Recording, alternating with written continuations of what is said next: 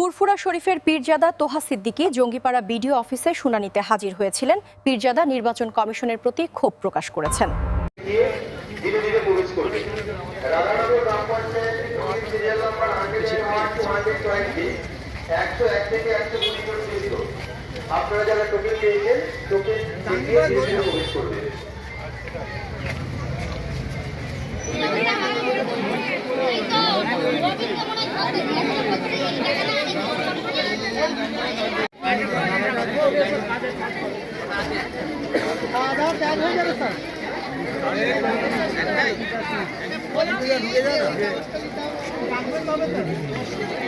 বলছি অবশেষে নোটিশ পেয়ে এলেন, কি বলবেন? লিগাল মাল আছি, পুরো লিগাল আছে বলে এসেছি বুক ফুলিয়ে।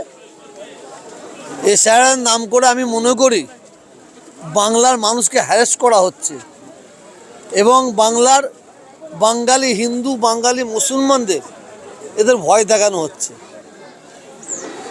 তবে ভোটের আগে যত ভয় দেখাক, যত হ্যারাস করুক, তা আমাদেরও একটা সময় আছে, সেই সময় আমারও কাকে কতটা ভয় দেখাতে হয় সেটা ভয় দেখিয়ে দেবো। আপনি দেখেন আমার মায়েরা বোনেরা তারা বাচ্চা বাচ্চা শিশুকে নিয়ে ঘন্টার পর ঘন্টা দাঁড়িয়ে আছে, প্রতিবন্ধী মানুষ দাঁড়িয়ে আছে, এদের সঙ্গে অবিচার করা হচ্ছে না? এ স্যারের নাম করে অবিচার করা হচ্ছে না বলে আমি মনে করি অবিচার করা হচ্ছে। রাজনীতিকে সামনে রেখে আর বাংলার মানুষকে কষ্ট দেওয়া, এটা বাংলার মানুষ মেনে নেবে না।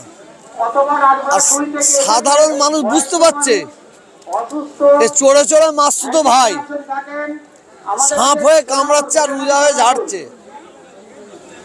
চোরকে চুরি করতে বলছে, ঘরওয়ালাকে সাবধান হতে বলছে, এটা সাধারণ মানুষ বুঝতে পারছে। ভোটের সময় যখন আসে না, তখন এই সাধারণ মানুষ আমরা রাজনীতির নেতাদের বুনাই হয়ে যায়, জামাইবাবু হয়ে যায়, আর ভোট হয়ে গেলে আমাদের সালা মনে করে। তো আমি আপনাদের সোশ্যাল মিডিয়ার মাধ্যমে বলবো, আপনারা এর জবাব ভোটের সময় দেবেন, এর জবাব ভোটের সময় দেবেন। যেমন আমাদের হলে টানাছেড়া করছে, আমরাও ভোটের সময় টানাছেড়া করবো ইনশাআল্লাহ। একটা কথা তো আপনাকে বারবার বলতে শোনা গেছে, দেখেছি যে আমরা কাঁটাতার পেরিয়ে আসি। এখনো বলছি, এখানে যত দাঁড়িয়ে আছে যারা কাঁটাতার অর্থাৎ বাংলাদেশ থেকে পার হয়েছে, এটা এইসব কাগজপত্র না দেখলেও তো হতো। আমাদের জামাটা খুলে পিঠের দিকে তাকান, যদি আমাদের ছিঁড়া থাকে তাহলে আমাদের অবৈধ করে দেন। আমরা কাঁটাতার ছিঁড়ে আসিনি। এখানে ইমাতা থেকে উমাতা যারা দাঁড়িয়ে আছে, যারা এসআরে, আমাদের 100 বছর পিছিয়ে যান। আমাদের পূর্বপুরুষরা সব ভারতের মাটিতে জন্মেছি, ভারতেরই গাছ আর আমরা ভারতেরই ফল। আমাদের নিয়ে ভয় দেখানো হচ্ছে, জুজুর ভয় দেখানো হচ্ছে। তৃণমূলের ভয় দেখাচ্ছে, ও বিজেপির ভয় দেখাচ্ছে। তো আমরা এর প্রতিশোধ নেব।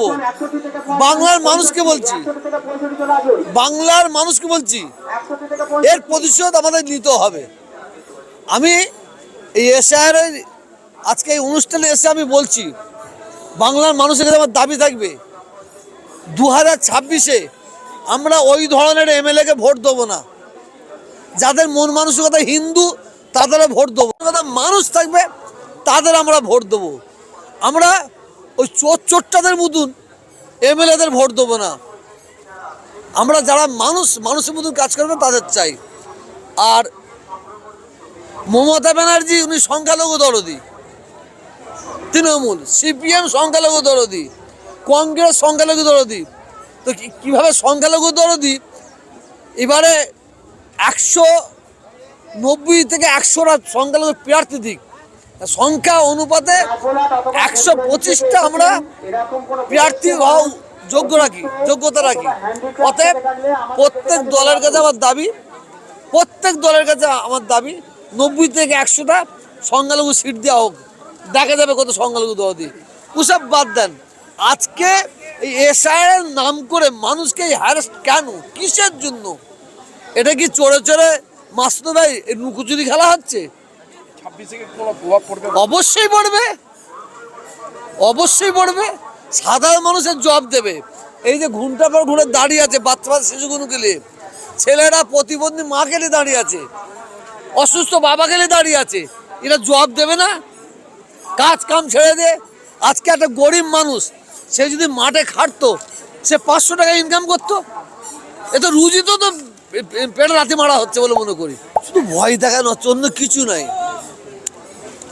এদের মধ্যে বোঝাপড়া আছে, এদের মধ্যে বোঝাপড়া আছে। আমি আবার বলছি, ইপিট আর উপিট। সাধারণ মানুষকে শুধু ভয় দেখানো হচ্ছে।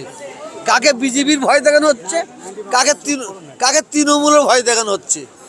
কে কাকে কতটা ভয় দেখে ভোট নিতে পারে। আমরা সাধারণ মানুষ ঘাসে মুখ দিয়ে চলি না, সাধারণ মানুষ ঘাসে মুখ দিয়ে চলি না। জবাব আমরা দেবো। কিছুদিন আগে তো আপনি বলছিলেন যে বিজেপি একটা কোথাও ভয় দেখানো শুরু করেছিল। এটা বিজেপি ভয় দেখাচ্ছে কি তৃণমূল ভয় দেখাচ্ছে, সাধারণ মানুষ ধরে ফেলেছে। আমি খোলাখুলি বলছি না, বিজেপি ভয় দেখাচ্ছে আমাদের ঘরে না তৃণমূল ভয় দেখাচ্ছে, এটা সাধারণ মানুষ বুঝে নিয়েছে। অর্থাৎ সাধারণ মানুষ বুঝে খামোশকি আছে, ওই ভোটের সময় তার জবাব দেবে। পরিবারকেও নাগরিকত্ব তো ভাই নেতাজি কেন, কবরে যারা মরে গেছে তাদের হলো ডাকছে, যারা শ্মশানে পুরো ভস হয়ে গেছে তাদের স্যার তাদের বাড়িতে বিয়ে পাঠাচ্ছে। আমার বাড়িতে আমাদের মরে গেছে তাদের এসআর কাগজ পাঠাচ্ছে। এ ছেলে খেলা করছে, এসআর হয়ে গেছে, অলরেডি এসআর হয়ে গেছে, প্রত্যেকের ফোনে উঠে গেছে, আর এইটা হ্যারাস করছে।